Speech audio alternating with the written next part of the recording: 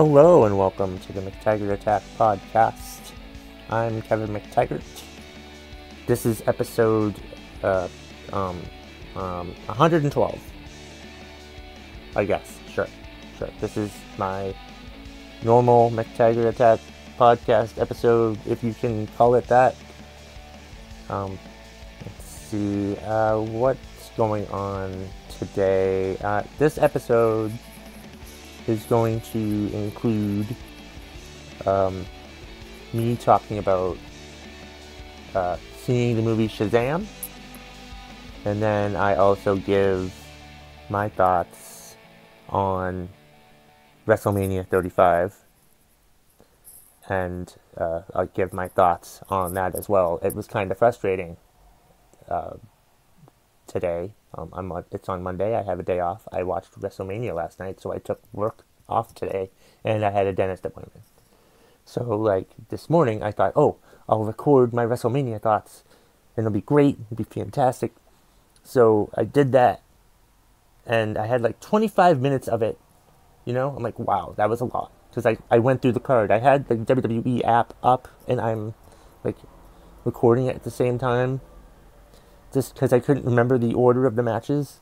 And then I went and listened to it once I finished, and I couldn't hear it. I don't know what the hell happened. And I was very frustrated. So then I went to the dentist and came back, and I recorded another version of it, a shorter version, because I felt like I didn't want it to be a recap anyway. I just gave thoughts on things. I talked about what the best match was, what the worst match was, what my favorite, funniest moment was. I think one thing I did forget to talk about was I did the John Cena professor of thugonomics gimmick. I hope he keeps doing that from now on. I don't know. That was always his most popular gimmick, I think, and I never got a chance to see it because I worked nights a lot and never had a chance to see his thugonomics character that much. Only when he became champion and started wearing baseball caps the other way instead of backwards. So, all right. So yeah, that's what this week's podcast is about. We'll go to the sponsor in a few minutes. Keep an eye out for What's Pissing You Off Wednesday, this Wednesday. And let's see. Is there anything else I want to get off my chest before we go on? No. I don't think so. So, let's just go to the sponsor now, shall we? Alright, it's sponsor time now for the McTaggart Attack podcast, or What's Pissing You Off Wednesday, depending on whatever the fuck you're listening to this week or whenever. Yeah, sponsors. Yes, finally have a sponsor. This guy is a friend of mine, good friend of mine. Opened a business recently, and he told me, Kevin, I want to sponsor your podcast. And I told him, you really should stop drinking. But he's like, no, really, I want to sponsor your podcast. And I'm like, well, okay. So here's the first official sponsor for my podcast. It's, it's the Rusty Spot. The Rusty Spot. That's right. No, it is not. It is not the worst. It is not the worst name for a strip club. It's not. That's not what it is. It's not a strip club. It's not the worst kind of thing for whenever you think of the Rusty Spot. No. This is a secondhand store owned by my good friend Rusty Peter Pardo, and he has a wide variety of items in there. He has a wide variety of items. He's got stuff from real army surplus to real Hawaiian shirts. What's a real Hawaiian shirt, you may ask? A Hawaiian shirt that's made in Hawaii. He doesn't have any of this Indonesian crap that claims to be a Hawaiian shirt. No, He has Hawaiian shirts that are actually made in Hawaii. He's also got, when I went in there a few weeks ago, he has something in there that I thought was a bulletproof vest for a baby. That's what I told him. And he laughed his ass off. So it's obviously not a bulletproof vest for a baby. But these are the type of great, wonderful things that he has at the Rusty Spot. He's got stuff like, if I can pull up the fucking list, he's got stuff like, he carries ammo boxes, MREs, which are meals ready to eat. He's got sports jerseys, trading cards, DVDs, Blu-rays. He's got a Facebook page, the Facebook page for the Rusty Spot. You can find it on Facebook. I'll promote it on my Facebook page as well. It's the Rusty Spot. It's deeper than you think.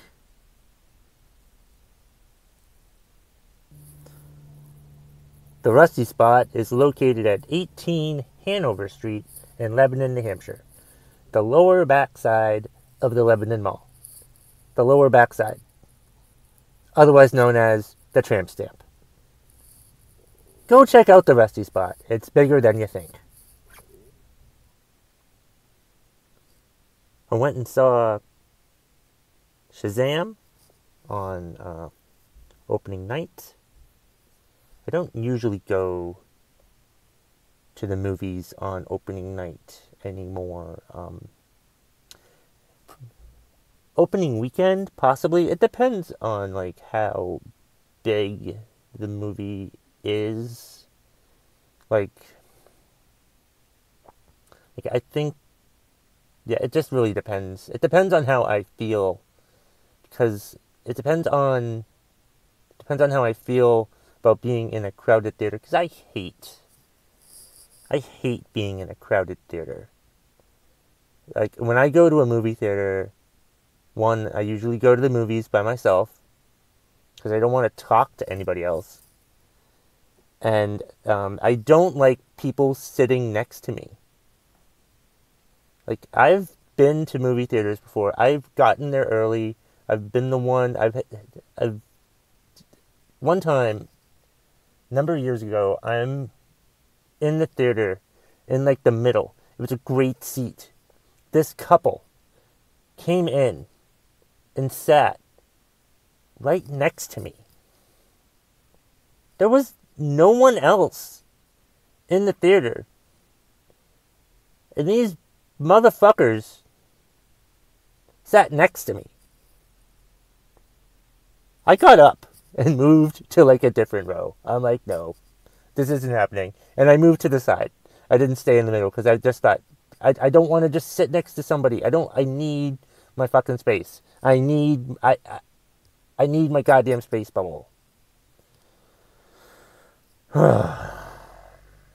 I'm always nervous whenever I go into a packed movie theater. But I went to go see Shazam on opening night at the Nugget Theater in Hanover, which is a very nice theater. And I had a whole row to myself in the back. I went to like the 6:45 show. I didn't know it was going to start that late, because I got to Hanover around 5:15. I went to the Nugget because I thought it was 6:10. I thought it was like a 6:10 start time. For some reason, I had it in my head.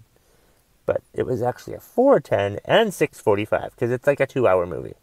And it takes, give them like 30 minutes between end of movie and cleanup, stuff like that. So it was 6:45. So like I went for my walk to get my steps in on my Fitbit, and then I went to Salt Hill, Hanover to have dinner. And then I went to the movie. And I had a whole row to myself. It was great. I was very proud of the fact that I didn't buy popcorn. Movie popcorn. The movie theater popcorn smell is such an addictive smell. Like, oh my God. Is there any more addictive smells? Like, you just, oh my God, it's movie theater popcorn. I have it. It's a trick. What it is. That'd be a trick of some sort. But yeah, no, I had a whole row to myself. Didn't have popcorn because I had a full stomach. That's why. But I've had popcorn on a full stomach, which makes no sense at all. Why keep eating if you're full? That's why we're so fat as a country. This is supposed to be a piece about my thoughts on the Shazam movie, and here I am going into how people are so fucking fat. Eat better, people, or think before you eat. Only eat if you're hungry. Or not. I really don't care. Anyway, back to the movie. I saw Shazam. I loved it. I thought it was fantastic. It's a great comic book movie. It told a good story. It established characters. Did a good job developing the characters. You know, it was great. I really enjoyed it. It's good storytelling. I I'll be honest with you. I love comic book movies. I have not read a comic book. I was trying to think about this before I started recording tonight. And think, I don't think I've purchased a comic book since, I want to say 1993. 1993 or 94. Might have been 94. Might have been the last time. Was it 90? 93. Yeah, I'm pretty sure it was 93 was the last time I went and bought a comic book. When I was still living in Florida. Like, I got into comic books again when I moved to Davie, Florida, and went to South Plantation. I had a friend of mine, Brian, that we went to the comic book store and bought comic books, and you know, I read them and blah blah blah. But then I stopped because that was my junior year, and then my senior year I didn't really buy any comic books anymore because I was sick and tired of buying comic books. So yeah, that's a thing. Let's see. So yeah, I mean, so I haven't bought a comic book in 28 years, 25 years. 25 years. Yeah. So, but I still love the comic book characters. Like, I remember when I was a little kid, there was a Shazam TV show, I think, in the 70s or 80s. So I remember that. And this was, I think, a different type of character, different take on it, but I liked the take on it. Like, he's a 14-year-old kid who becomes a superhero. So, of course, he's going to act like a 14-year-old kid. It had a good, interesting, sort of reminded me of Deadpool a little bit, sort of, but like a family-friendly version of Deadpool. If that makes any sense. Without giving much away. But like, no, it was a very good, very well done movie.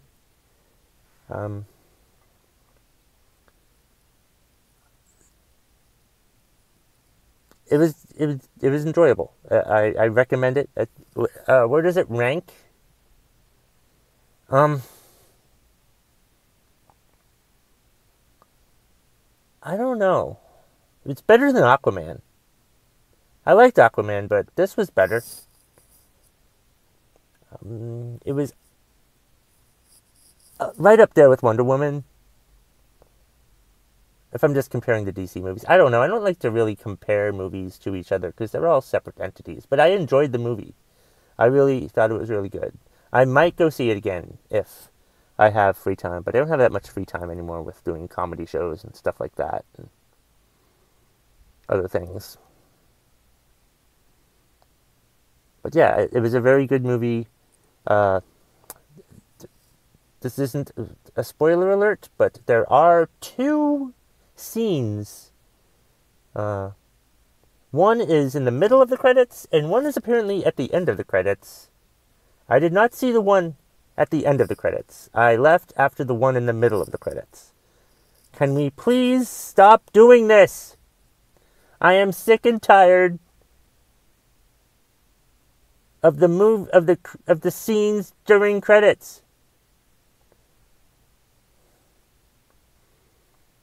Don't do it. Or if the scenes are so pivotal, put them in the movie.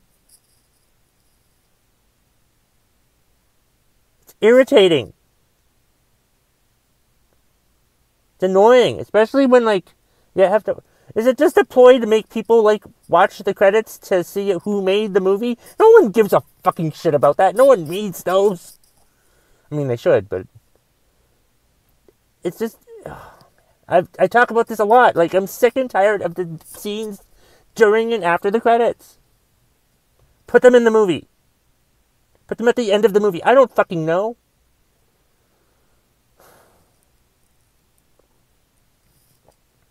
It's irritating. It's very irritating.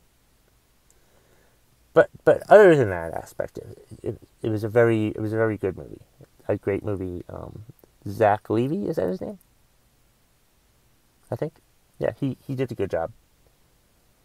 And I think everyone did a really good job. I thought it was... I will not be upset if there's a sequel. I think it looks like that they're leading towards a sequel, but I think they're always leading towards a sequel. It's always a hope that there'll be a sequel. And I have if this makes enough money, they can do a sequel. But if they don't do a sequel, then they don't have to do a sequel. I feel like it's good enough as like a standalone movie. But I thought it was fantastic. It was better than I thought it was going to be, which was great. But I did think that it was a very enjoyable movie. Have I said everything I wanted to say about it? Yeah, I think I probably have. Right. So... What the fuck else? No. Yeah. Is there anything else I wanted to say about this movie before I stop recording this part of my thoughts on Shazam? Because I don't want to give spoilers or anything like that, I guess, but... And I don't want to call it a movie review, because I'm not a movie reviewer. I don't know, I'm glad to say that I'm not someone who critiques movies to the bare bones. Oh, the cinematography was fantastic. The writing, oh my god, the writing was... And the wardrobe choices were spectacular. I don't fucking do that shit. I tell you whether I liked it or I didn't, or I loved it, or I thought it was fucking fantastic, or I thought it was great. You know, just that. I'm a fan watching a movie, and I'm telling you what I thought of it as a fan. You can call it a review, or whatever the fuck you want to call it. I don't care.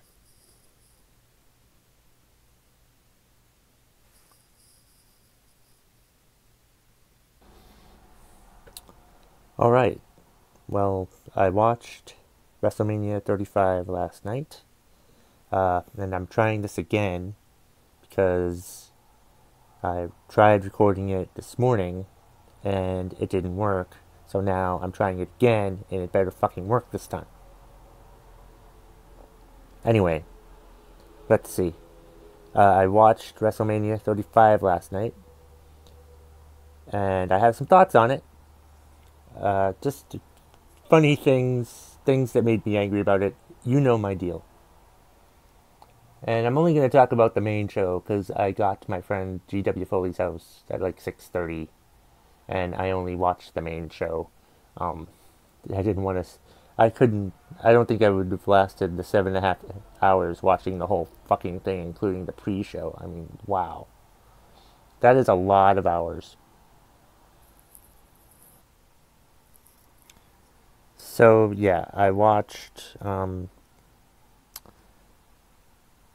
main show and have some thoughts. I thought it was pretty funny when Hogan got introduced by Alexa Bliss to start off the show, and he jokingly said, "Welcome to the Silver Dome." And then he said, No, it's okay. I know that we're at the MetLife Center. And it's not the MetLife Center, it's MetLife Stadium. So he jokingly screwed up, and then he actually screwed up. So that was pretty funny. And let's see, what else was it? I remember the beating that Seth Rollins got on his back by Brock Lesnar in the next match, and just gave me the heebie-jeebies whenever I see someone with like a messed up back, like it looked pretty red and beaten and stuff like that. And I know he'd had back issues before, and I have a lifetime of with scoliosis and stuff like that, and had a spinal fusion when I was a kid. So hearing about seeing back injuries just makes me feel queasy. But Seth won. I'm not going to do a recap of who won every fucking match. I'm just telling you what I thought about each match. Maybe. Um, I didn't really like Randy Orton's performance last night. He seemed to half-ass it. But then I found out that like there was a bright shining light that was distracting all of the fans. So their match was kind of ruined by that. So that kind of sucked. Let's see, what else was on? Uh, um, there was the SmackDown Fatal 4-Way Tag Title match that I thought was interesting because there were three teams. Nakamura and Rusev were a team. The Bar, Cesaro and Sheamus are a team. And then the new team, well, from the NXT of Aleister Black and Ricochet. I mean, those six wrestlers in those three teams, with the exception of Sheamus, those are all guys that I would love to see get some sort of huge push. But no, they're stuck in tag team hell, apparently, for whatever reason. So that was pretty annoying. But I mean, it's pretty annoying that, like, it's pretty annoying because the booking seems so lazy. Oh, what are we going to do with him? Well, let's just put him in a tag team. I mean, are they ever going to get out of their tag team? Will there ever be an opportunity for them to, like, break out and be a singles competitor? I don't think so. I doubt it. We'll see what happens with that. But yeah, the Usos won their match. But let's see, what else? I thought the Shane McMahon-Miz match was pretty good. Um, climbing the scaffolding, and Miz suplexes him off of the scaffolding. I don't know how many feet it was, but I'm always impressed by the bumps that Shane McMahon takes. And Miz showed me something last night too. And I'm still not. I've never really liked the Miz, and I'm really curious to see where his good guy turn goes this time around, because he's been a good guy, or a face as it's called, before, and it wasn't very good. So I'm curious to see how his face turn goes this time around. We'll see what happens with that. Let's see, what other matches were there? What else? I should have written down notes. I don't know. There was the women's tag match for the titles. I liked how Iconic won. They sort of snuck in and pinned Bailey after she got, whoever it was that did the moves. But yeah, they snuck in and stole the victory. And they're tag champions, which is great. Which is a great heel move for tag champions to do. Let's see. What else happened in this thing? I was very happy for Kofi Kingston to become the WWE champion. That was a very cool thing. That match might have been the best match of the night, I think. I think Kofi and Daniel Bryan was probably the best match of the night. It spent a lot of time on it, and it was really good, and it told a good story, and there was a lot of celebrating for Kofi afterwards, so that was great. Let's see.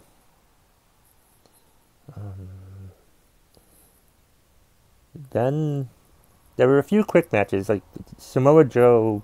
I think Samoa Joe had the quickest match of the night against Rey Mysterio. I'm thinking Rey Mysterio's ankle is probably still messed up, so they wanted that match to be as quick as possible. And then another quick match was Reigns and Drew McIntyre. Why have these quick matches at all? Why not just take them off? I don't understand. Are they just doing it just because they can pay the wrestlers? You know, they can give them a WrestleMania paycheck? Who gives a fuck? They should think about the final product. There were 16 matches on the card last night. One funny thing that we noticed when Drew McIntyre was getting introduced was, I guess he sort of spit and it hit the camera, and so you could see his spit on the camera, like a dot, and then you couldn't look away from it until they switched to a different camera. So I put on Twitter, Drew McIntyre's spit. See, I think what was after that was the, well, if Kofi and Daniel Bryan was the best match of the night, I think the worst match of the night was Triple H versus Batista.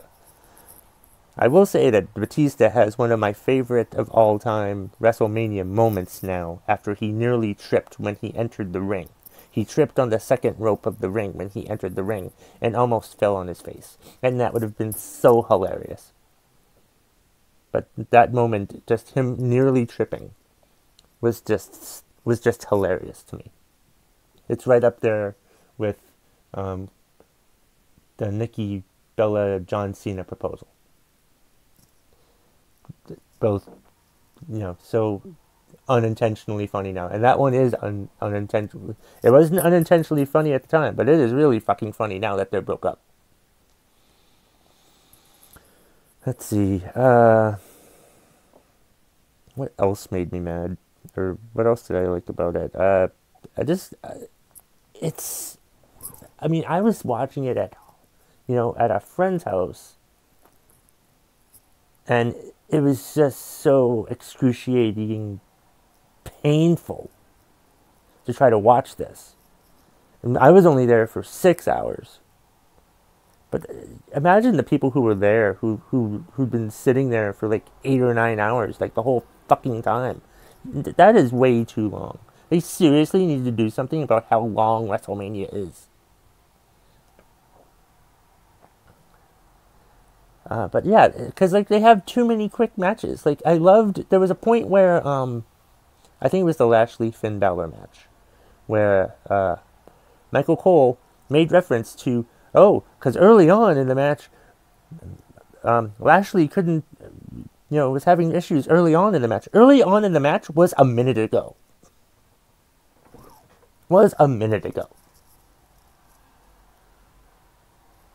Just sick and tired of it. It can't be that long. You can't have the main event go into like after midnight.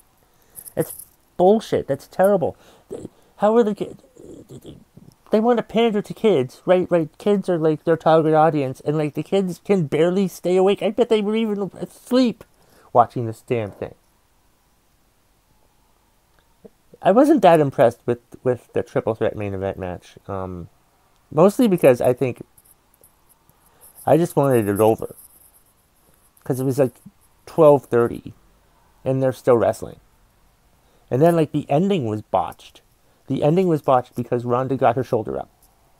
I don't think they can ever show that again. Because Ronda screwed up. Again. She is such a terrible professional wrestler. It's ridiculous how bad she is. They really needed to take like a year and train her and see if she could be a professional wrestler, but she's not very good at being a professional wrestler. I mean, she's good grappling and her skills are fantastic, but everything else she absolutely sucks at.